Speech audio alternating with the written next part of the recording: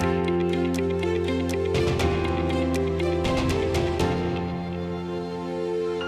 my God, we don't have enough lead donors for this campaign. Hi, I'm Amy Eisenstein. I'm here with my colleague and co-founder, Andrea Kihlstedt. And today we are talking about what to do if you do not have enough lead donors in your pipeline or on your depth chart. You're not sure where the biggest donors to your campaign are going to come from, which is completely normal and typical. Andrea, why don't you set the stage for us about what this might look like for an Yes. organization contemplating a campaign? Yes. So let me start just by going over some basics. So you should know that the primary tool for any capital campaign is what we call the gift range chart. That's the chart that shows how many gifts you need at what level to reach your campaign goal. And those charts are not the same for every organization. They're going to be fine-tuned to fit the size of the donor base of your organization.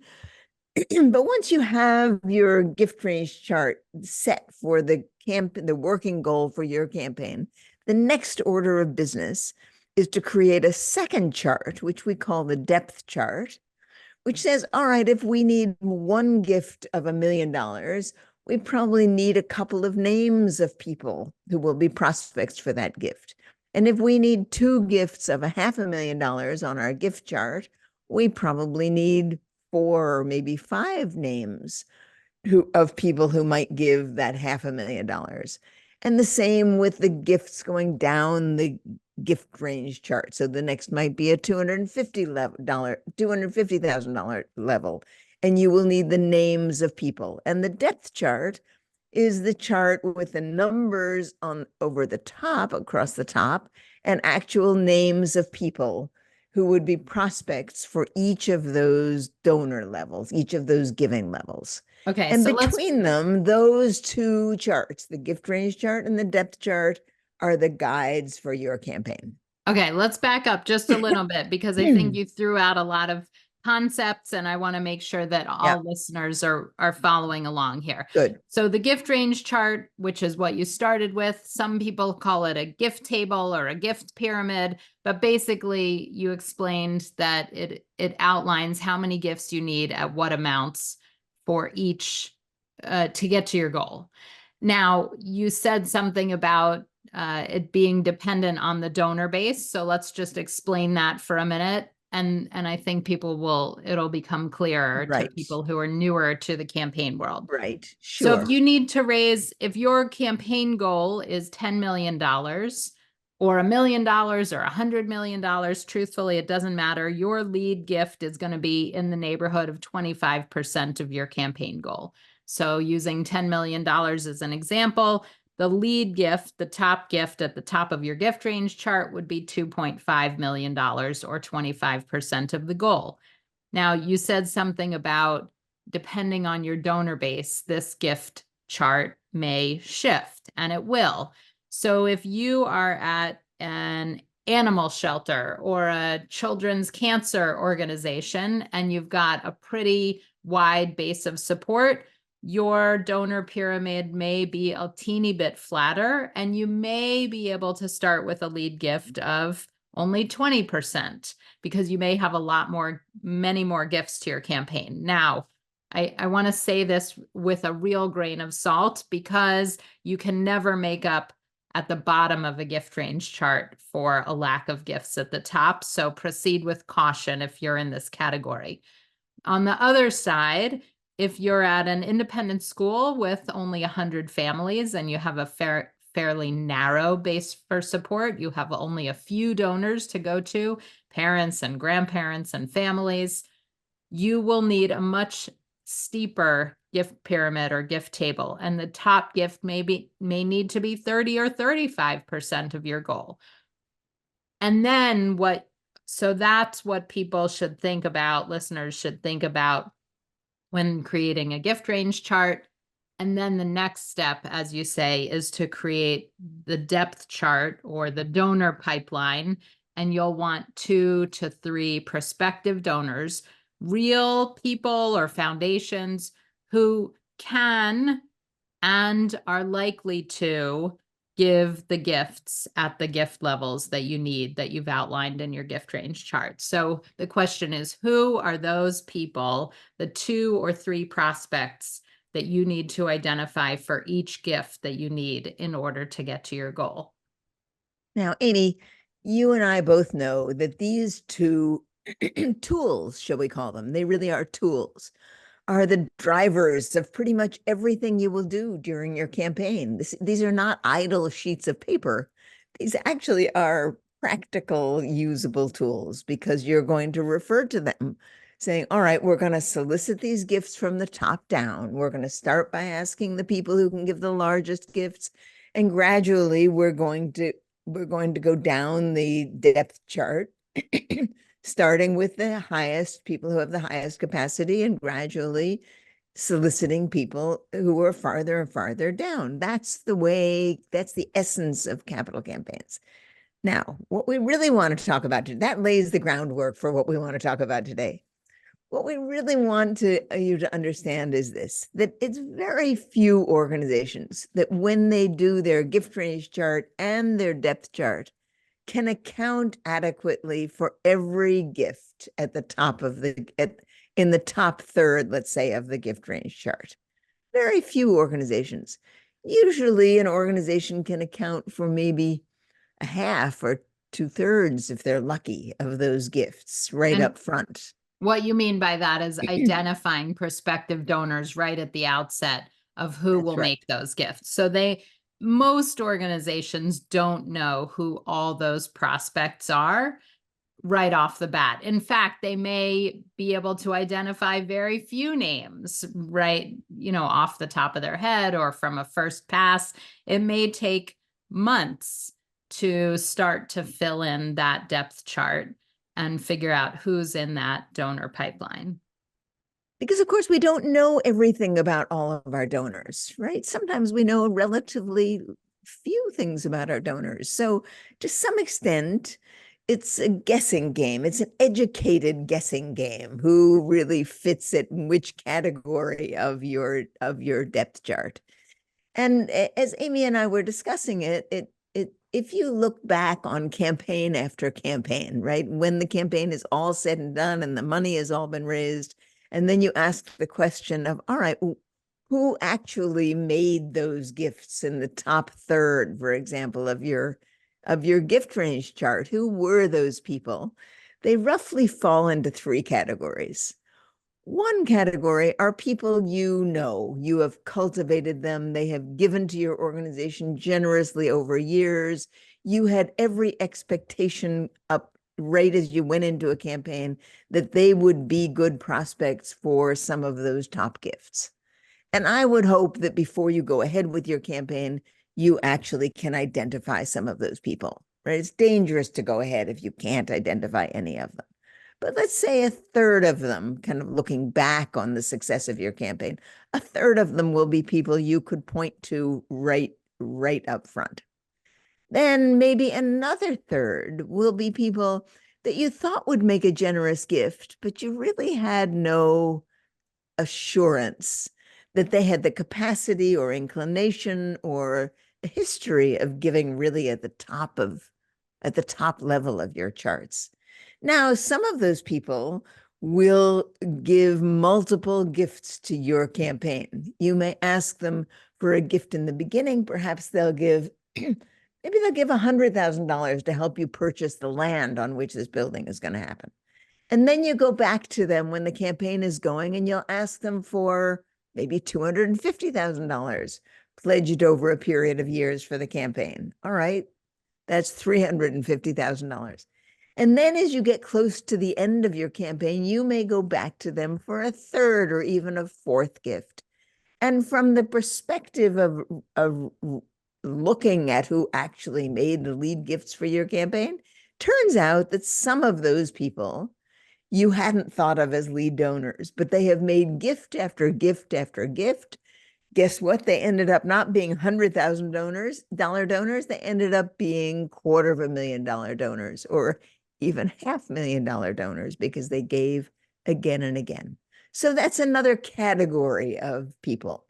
loyal donors who care about you, who don't see themselves perhaps as lead donors, but through the 3 or 4 years of your campaign, they kept right on giving. Lo and Yes. behold, if it didn't end up a big gift. Yes, I And love then the that. third category, right? So the first category of people you know and expect, the third category of people who are surprising, but you knew them. The second, yes. And the third The category, third category are people that you may not really yet know very well. They may not, they may be on your radar in your community, but they may be very low level donors to you. They may be high donors in your community, but not yet donors to you. They may be a relative of someone who is a significant donor to you, brought in by a relative. These are surprising, right? Because you really can't point to them up front. But many campaigns have people like that who, through the campaign itself, through the years of a campaign, these donors get brought in one way and another and end up making significant contributions to your campaign.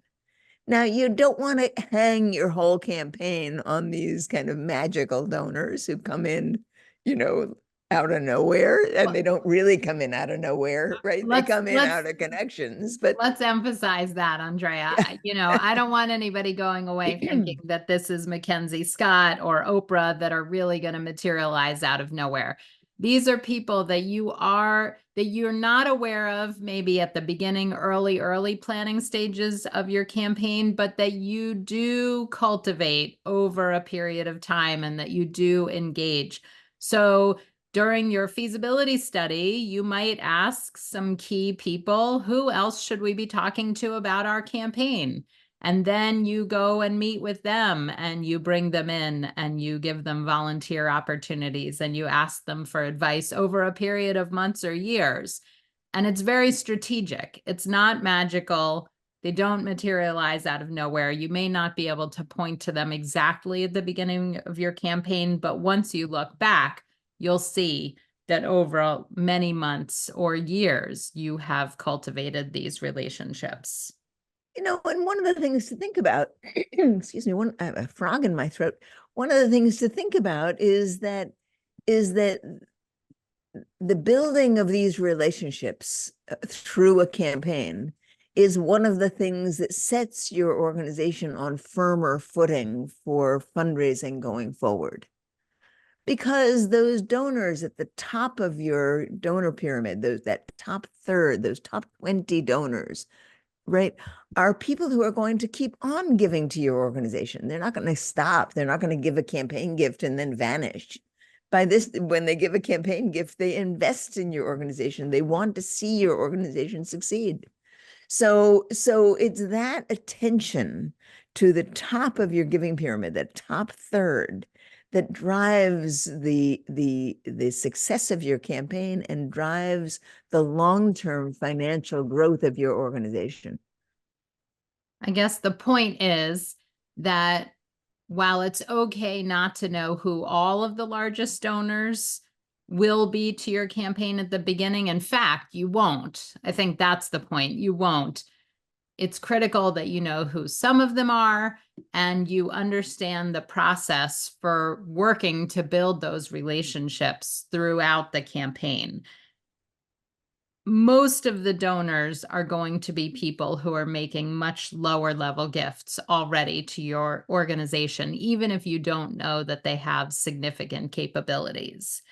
And they will emerge over time as you go through the campaign process, as you engage more and more people through various campaign committees and subcommittees, as you talk to people early on about your plans informally and formally through a feasibility study process. So there's lots of campaign strategy that goes into helping these people surface and emerge as your lead donors for your campaign. Yeah, Amy, I'd like to give one story here, just just an example of a story. Years ago, I did a campaign for one of these science centers, science factories, where kids come in and get to play with all kinds of things that are scientific games, right, where they learn about science. And a man decided he wanted to create this new science factory in his community. And he was totally keen on doing that. He really started from nothing. It was a heartwarming story. And the first thing that we told him to do was just to go and start talking to people in the community. Talk to his contacts, tell them what he wanted, what he had in mind, what he wanted to do. And one of the people that he went and talked to was someone who had been a friend of his who was a judge, a very well-known, well-regarded judge in that community who had just recently retired from the bench, right? And everybody knew about him because of his distinguished judging career. And he was a friend of this guy who founded the science factory, and he went and talked to him. And lo and behold, if it didn't turn out that this judge was also someone who had spent a lot of his childhood in the basement tinkering, right? Tinkering with radios and taking things apart and putting things together. And he had a real fondness for that kind of science, the do-it-yourself, learn in your basement, take things apart, put them together. And he had a real sense that he had been formed as a person in his basement explorations. And he was so excited that this new science organization was being created in his community that lo and behold, he became one of the lead donors to this organization. Now, nobody much knew about his interest or his passion or that he had spent time in the basement as a kid. And as a judge, he probably didn't make contributions. That's right, exactly. So it was just the fact of talking to people about it and following where these stories go and why people are passionate is sometimes surprising and makes you realize that the essence of identifying people who could give is the wonder of curiosity, of being curious about them and see who lights up at your particular mission. Not everyone will, and that's fine. But some people will, and bingo, a lead gift will emerge. Yeah, I think that's a good reminder. And most nonprofit leaders and listeners, you may identify with this, are not sure who their lead donors are or if they're prepared for a campaign. So I'd love to encourage you to visit our website at capitalcampaignpro.com/assess.